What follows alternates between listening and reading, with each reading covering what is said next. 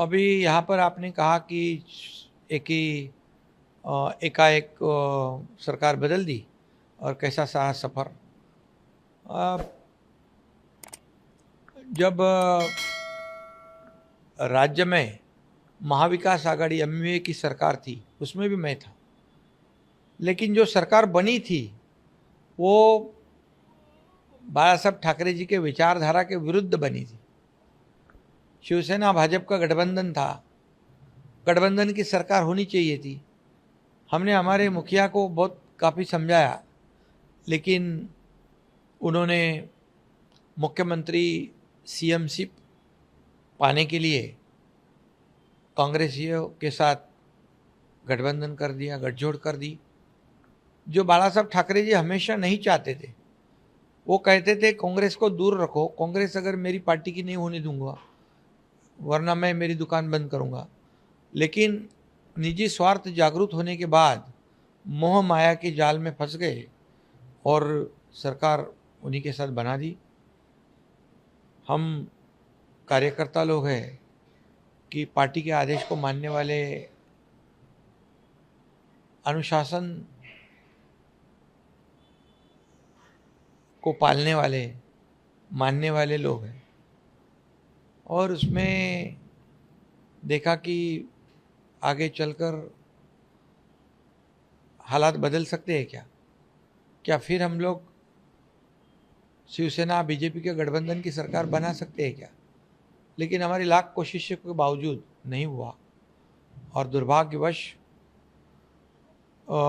हमारे शिवसेना पार्टी का जो नुकसान हो रहा था, शिवसैनिकों का नुकसान हो रहा था और शिवसेना पार्टी खत्म होने के कगार पर जब चलने लगी, तब हमने निर्णय लिया कि इस महाराष्ट्र की जनता की आवाज़ क्या है।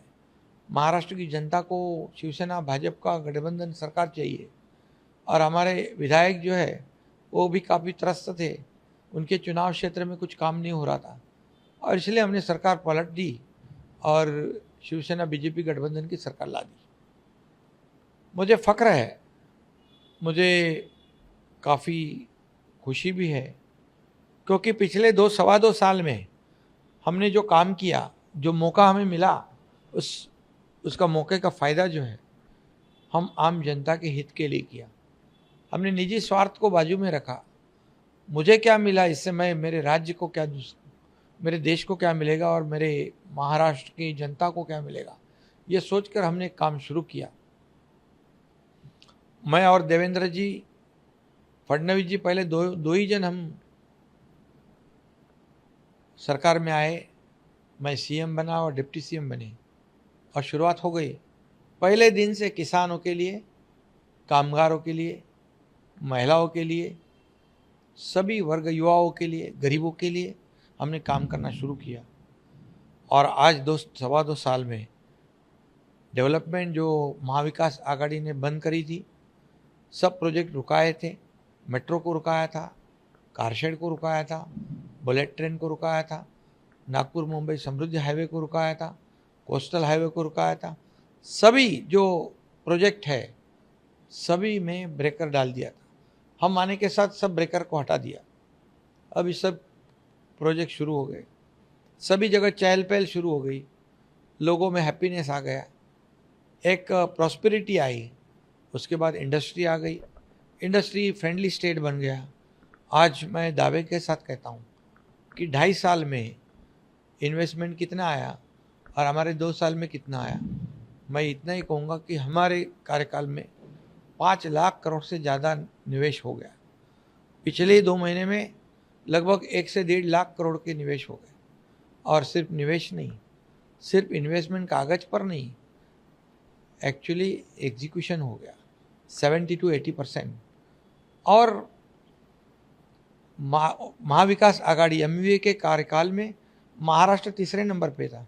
हम आते ही 6 महीने में महाराष्ट्र को नंबर 1 पे लाया। ये हमारे लिए बहुत खुशी की बात है।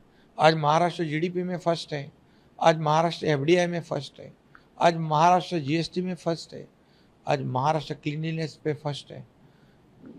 और आज कल्याणकारी योजना जो है, वेलफेयर स्कीम जो है, ये मुख्यमंत्री मेरी लाडली बहना योजना है, मुख्यमंत्री युवा प्रशिक्षण योजना है, अप्रेंटिसशिप वाली योजना है, जो स्टाइपेंड देने वाली योजना है, लड़कियों को मुफ्त में हायर एजुकेशन देने वाली योजना है, डॉक्टर वकील इंजीनियर बनना है वो योजना है, सभी योजनाएं हमारी शुरू है। मुझे काफ़ी खुशी है कि 2 साल में हमने बहुत कुछ करने की कोशिश की है। सर 24/7 आपका अगर बिना रुके बिना थके लगातार काम करते हैं, कोई छोटे से छोटा त्योहार का कहीं भी कहीं चौल में जाना हो या बड़ी जगह जाना हो, आप कहीं भी नहीं रुकते, आप हर जगह जाते, ऐसे लोकप्रिय नेता के रूप में आपको उभरे हैं इन सालों में। और आप अगर विपक्षी पार्टियों की बात की जाए तो आपको कहीं ना कहीं कठपुतली कहा जाता था कि आप एक कठपुतली की तरह है, आपको उस तरीके से प्रयोग किया जा रहा है, लेकिन वही जनप्रिय नेता कैसे हो? मुझे इस बात की खुशी है कि 2 साल में जो हमने हार्ड वर्किंग की है उसका एप्रिसिएशन खुद हमारे देश के आदरणीय प्रधानमंत्री मोदी जी ने किया। उन्होंने कहा है एक बहुत ही मेहनती, ईमानदार और जवान देके जवान को, कमिटमेंट को मानने वाला एक कार्यकर्ता। अमित भाई भी हमारे साथ पीछे खड़े हैं, उन्होंने भी काफ़ी हमें सहयोग किया। मोदी जी महाराष्ट्र में आते समय बहुत खुश रहते, क्योंकि हमारा काम देखकर वो आने के बाद हमें भी खुशी होती है कि महाराष्ट्र में मोदी जी आते हैं तो महाराष्ट्र को कुछ ना कुछ देख के जाते हैं। आज केंद्र और राज्य सरकार एक ही विचारधारा वाली दोनों पार्टियां हैं। राज्य भी एक विचारधारा, केंद्र भी विचारधारा, ये डबल इंजन की सरकार जो हमारी है उसकी वजह से हमें काफ़ी फ़ायदा हुआ है। हमारा हर एक प्रस्ताव को वो पारित कर देते हैं, हमें बहुत मार्गदर्शन भी करते हैं और उनके मार्गदर्शन में हमें काम करने का सौभाग्य मिला है। हमें जब भी कुछ भी तकलीफ होती है, मैं ये एक बात कहूँगा कि कोऑपरेटिव सेक्टर में शुगर इंडस्ट्री जब तकलीफ में थी तो सहकारिता मंत्री अमित भाई ने 10,000 करोड़ रुपए का इनकम टैक्स वेव कर दिया आदरणीय मोदी जी के मार्गदर्शन में। तो ये जो है हमें इसका फ़ायदा हो रहा है और इसलिए मैं 24/7 आपने कहा है, सही बात है, मैं खुद को एक सीएम मीन्स कॉमन मैन समझता हूँ। मैं क्या हूँ? क्या सीएम मीन्स कुछ ऐसा अलग कोई जादू होती है या कोई ऐसा कुछ उनका कुछ अलग मैं नहीं मानता। मैं कॉमन मैन खुद को मानता हूँ, इसलिए मेरा प्रोटोकॉल ये वो सब मेरे आड़े नहीं आता। मैं सीधा लोगों में जाता हूँ, लोगों की सुनता हूँ, लोगों से बात करता हूँ, किसानों के खेती पे जाता हूँ, जब उनका नुकसान होता है बारिश में तब मैं उनसे बात करता हूँ, उनके आंसू पोंछता हूँ, सिर्फ आंसू पोंछता नहीं, उनको हेल्प करता हूँ। किसानों को हमारी सरकार ने हमेशा मदद की है। किसान हमारे सरकार के तिजोरी पर पहला अधिकार जो है हमारे बड़ी राजा किसान का है, ऐसा मैं मानता हूँ। इसलिए हमने नुकसान भरपाई देने में 15,000 करोड़ रुपए 2 साल में दिए। उनकी योजनाओं, अलग अलग योजनाओं, 6,000 रुपया प्रधानमंत्री जी देते, सालाना 6,000 हम देते, 1 रुपये में क्रॉप इंश्योरेंस देते, प्रीमियम हम भरते। अभी हमने उनको 7.5 HP पंप से खेती करने वालों को बिजली का बिल माफ़ कर दिया है। कई योजनाएं, मांगे उसको सोलार, मांगे उसे किसानों को कई योजनाएं, 45,000 करोड़ रुपया हमने किसानों के ऊपर सरकार ने खर्च किए है। ये किसानों की सरकार है और इसलिए हम जाते हैं, जब कोई आपदा आती है तब हम वहाँ पहुँचते हैं, उनको मिलते हैं, उनके सांत्वन करते हैं, उनको मॉरल सपोर्ट देते हैं। तो ये मुख्यमंत्री का काम क्या है? मैं रास्ते पे जाता हूँ, मुंबई के रोड बना रहा हूँ, नालों की सफाई बारिश में जाती है, मैं देखने को जाता हूँ। जहाँ पर आज मैं कोंकण गोवा रोड पे गया, मैं जाने की वजह से, मुख्यमंत्री आने की वजह से पूरी यंत्रणा सिस्टम अलर्ट होती है। लोग कहते हैं विपक्ष वाले, ये क्या सीएम का काम है रोड पे जाना? तो क्या घर में बैठना सीएम का काम है? क्या सिर्फ फेसबुक लाइव करना सीएम का काम है? हम फेस टू फेस काम करने वाले लोग हैं, लोगों से मिलने वाले हैं, हम सुनने वाले हैं।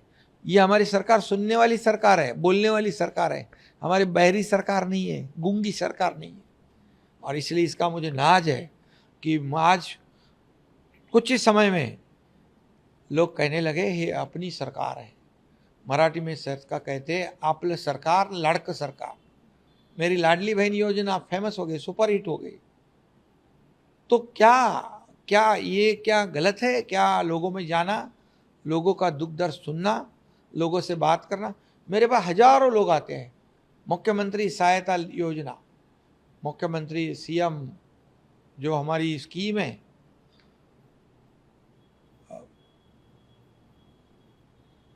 उसमें 350 करोड़ रुपया 2 साल में हमने दिए। पिछले सरकार ने सिर्फ 2 करोड़। क्या ये पैसे किसके हैं? ये लोगों के पैसे हैं। लोगों की जान बचाने के लिए इसको खर्च करना चाहिए।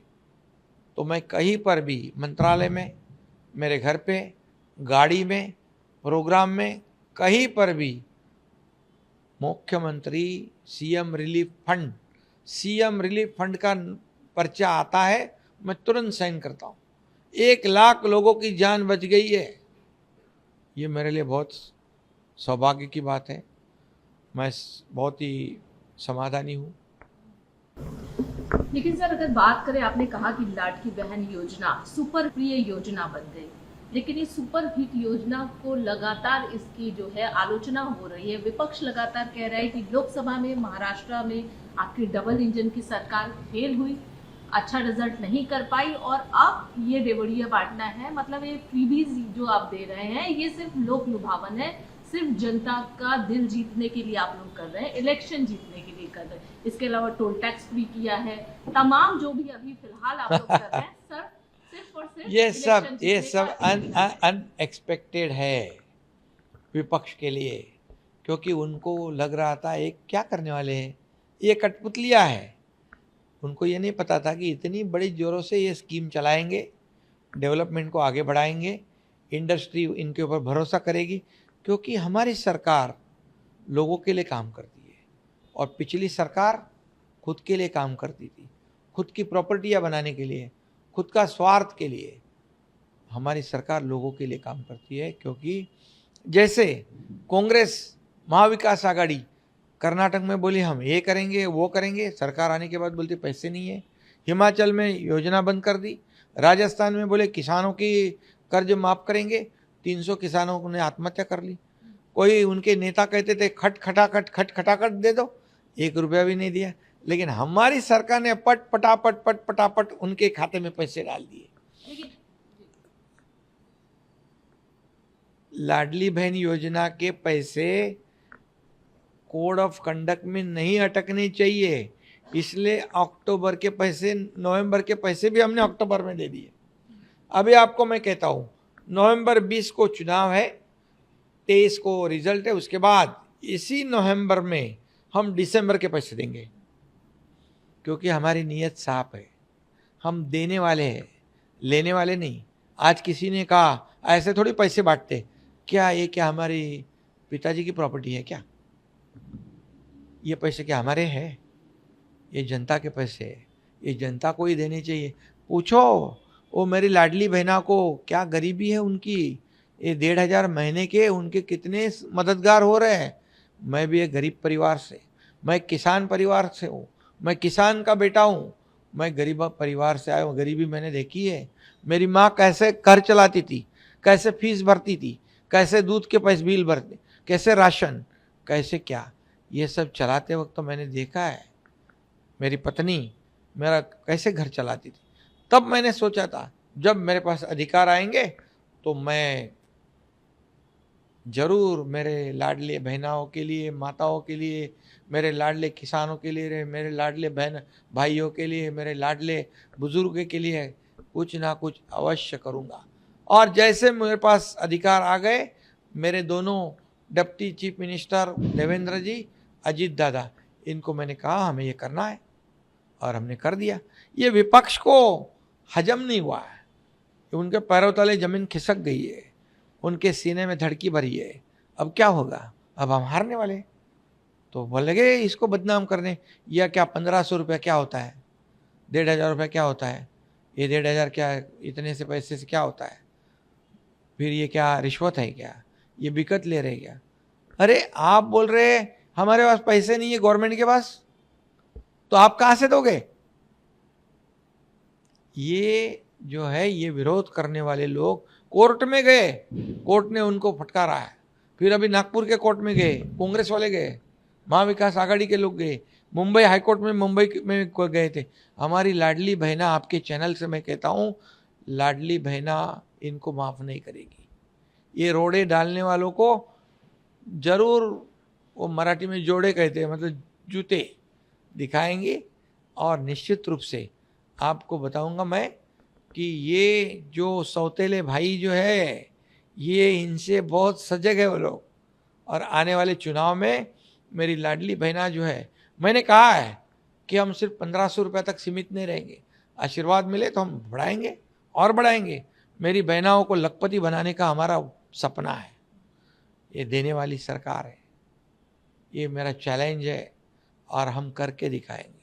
लेकिन खटखटाखट वादे करने वाले अब खुद उनके अध्यक्ष है, यानी कि कांग्रेस की जो उनकी अहली पार्टी है, कांग्रेस के अध्यक्ष अब ये कह रहे हैं, अपने कार्यकर्ताओं को उन्होंने हिदायत दी, अपने लीडर्स को कहा है कि कर्नाटका में फाइनेंशियल क्राइसिस की स्थिति उत्पन्न हो गई है, इतनी योजनाओं का ऐलान किया जो कि पूरा नहीं हो पा रहा है। महाराष्ट्र में ऐसे कोई भी वादे नहीं करना कि जो पूरा नहीं हो पाए। अब खुद वो सामने से आके ये बात है। सही बात है, क्योंकि देने की उनकी नीयत नहीं है, देने का कभी उनको पता नहीं, उनको लेने का पता है कांग्रेस को।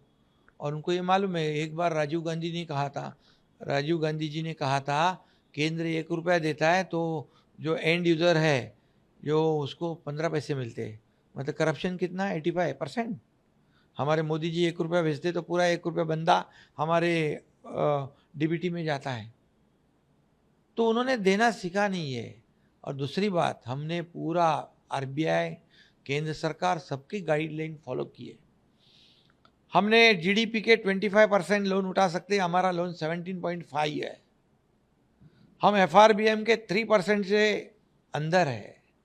हर गाइडलाइन को हम फॉलो करते हैं, कोई वायलेशन हमने नहीं किया है। इसलिए हम पूरे साल का बजट इनके लिए रखा है, इसलिए ये योजना बंद नहीं होगी। मैं कहता हूँ, कोई भी माई का लाल आवे, ये मुख्यमंत्री लाडली बहन योजना बंद करेगा नहीं, बंद होगी नहीं, हम बंद होने नहीं देंगे। अभी क्या बोलते हैं, जितनी योजना की उसकी इंक्वायरी करेंगे, ये बंद करेंगे, चौकसी करेंगे, और जिन्होंने जो दोषी पाए उनको जेल में डालेंगे। मतलब हमने शुरू किया, हमारे को जेल में डालेंगे, सबको जेल में डालेंगे। क्या उनको इसका मतलब है ये लाडली बहना के वजह से बहुत वो उनको हजम नहीं हुआ है, वो तितर बितर हो गए हैं। और इसलिए हमारी लाडली बहना इस चुनाव में उनको घर में बिठाएगी। सर, आप लोगों पर एक और आरोप लगा कि आप लोग पुलिस तंत्र का चुनाव आयोग भी कहीं ना कहीं आप लोगों का साथ दे रहा है। विपक्ष के नेता संजय राउत का बयान आया कि आप लोगों ने 2019 में डीजीपी के माध्यम से, बाकायदा जो है रश्मि जी के माध्यम से आप लोगों ने फोन टैपिंग करवाई, शरद पवार का फोन टैप करवाया, नाना पटोले का फोन टैप करवाया, फडणवीस जी को जानकारी दी। इस तरीके से तोड़ मरोड़ की सरकार बनी। अभी इस समय इलेक्शन के समय जब हम उन्हें चेंज करने के लिए कह रहे हैं तो चेंज नहीं किया जा रहा है। चुनाव आयोग भी ये कह रहा है झारखंड में बदल सकता है, तो यहाँ क्यों नहीं बदल सकता? विपक्ष ने हमेशा, जब फैसला उनके बाजू से आया तो चुनाव आयोग अच्छा, फैसला उनके बाजू से आया तो कोर्ट अच्छा, फैसला उनके खिलाफ गया, फैसला उनके बाजू से आया तो ईवीएम मशीन सही बात। जब वो जीतते हैं तो बोले ईवीएम मशीन बराबर है, जब हारते बोले ईवीएम मशीन खराब है, चुनाव आयोग खराब है। न्यायालय के ऊपर भी आरोप लगाते हैं, उनको भी मार्गदर्शन करते हैं। और अभी तो वोटर लिस्ट पे भी उन्होंने कुछ तो आक्षेप लिया है। जब उनको उनके बाजू से आता है फैसला तो वो यंत्रणा अच्छी, जब उनके खिलाफ जाता है तो यंत्रणा झूठी। ये आरोप लगाने की बात है। जब उनको हार दिखती है, उनको पता चलता है हम हारने वाले हैं, तो बहाना तो चाहिए, वो बहाना पहले से बनाते हैं। सर, महायुति में अगर सीट शेयरिंग की बात करें तो कई नेता जो उनको मनाने के लिए आप लोगों का क्या प्रयास चल रहा है? मीटिंग भी लगातार आप लोग कर रहे हैं, किस तरीके का प्रयास चल रहा है, कैसे? महायुति में देखिए, ये चुनाव जब होते हैं तो हर पार्टी के कार्यकर्ता को लगता है कि उम्मीदवारी मिलनी चाहिए। ये कोई गलत बात नहीं है, गैर बात नहीं है। कार्यकर्ता काम करता है, जरूर उसको लगता है, लेकिन जब हमारी पार्टी महायुति निर्णय लेती है तब हमारे कार्यकर्ता कोई भी बगावत नहीं करता है और वो सहयोग करता है। इसलिए महायुति में कोई अनबन नहीं है जो 2-4 जगह पर आगे पीछे वो भी सलट जाएगा। महायुति पूरी मजबूती से ये चुनाव को सामने जा रही है, काम के बलबूते पर। 2 साल का काम हमारा, 2.25 साल का, 2.5 साल का उनका। चलो, रिपोर्ट कार्ड देने वाली हमारी सरकार है। रिपोर्ट कार्ड देने वाला भी हिम्मतबाज होता है, हिम्मत लगती है, काम किया होना चाहिए तब रिपोर्ट कार्ड बनता है। मैं कहता हूँ दावे के साथ, उन्होंने कहना चाहिए 2.5 साल में हमने ये काम किया। हम कहते हैं 2-2.25 साल में हमने ये काम किया। होने तो दूध का दूध, पानी का पानी। नवाब मलिक पर आपकी क्या रिएक्शन है? क्या, क्योंकि बहुत ज्यादा नाराज दिखी और स्टैंड क्लियर कर दिया, हालांकि आपके शिवसेना आपके गुट के भी तमाम नेता सामने आए, उन्होंने भी बोला कि हम बिल्कुल नवाब मलिक के पक्ष में नहीं है। आपका क्या स्टैंड? हमारी भूमिका पहले से वही थी, वही है। हमारा तो कैंडिडेट भी खड़ा है उधर। तो आप लोगों की क्लियर है स्टैंड? क्लियर पहले जो था वो आज भी है, क्योंकि हम बाला साहब ठाकरे जी के विचारधारा वाले हैं, आनंद दिघे जी की विचारधारा वाले हैं। हम हमारा स्टैंड नहीं बदलते। तो आपको लगता है अजीत पवार इसमें पीछे स्टेप ले लेंगे? क्योंकि उन्होंने खुद कहा है आज कि 4 तारीख को पिक्चर जो है वो क्लियर। ठीक है ना, 4 तारीख को देखते हैं। अजीत पवार हमारे साथी है, सहयोगी है। हम्म। हम सहयोग से काम करते हैं, एक दूसरे की मदद से। सर, आपकी एक नेत्री शाइना जी हैं जो कि मुंबा देवी से कंटेस्ट कर रही हैं, उनके ऊपर जिस तरीके से अपशब्द का प्रयोग किया यूबीटी के लीडर ने, उस पर आपकी क्या प्रतिक्रिया है, क्या कहेंगे? बहुत ही दुर्भाग्यपूर्ण बात है एक बहन के बारे में ऐसी बातें करना। ये बहुत ही निंदाजनक है। इसकी कितनी निंदा करें उतनी कम है। बाला साहब ठाकरे जी के विचार वाले कहते हैं, और विचार कैसे है देखो। बाला साहब ठाकरे जी अभी रहते तो सही में मुंह तोड़ देते। मैं इतना ही कहूँगा, इनकी फितरत ही है ऐसी। हम गुवाहाटी में तब भी ऐसे ही उन्होंने बदनाम किया था हमारे महिलाओं को, हमारे बहनों को। अभी सारी बहनें ये आने वाले चुनाव में ऐसे जो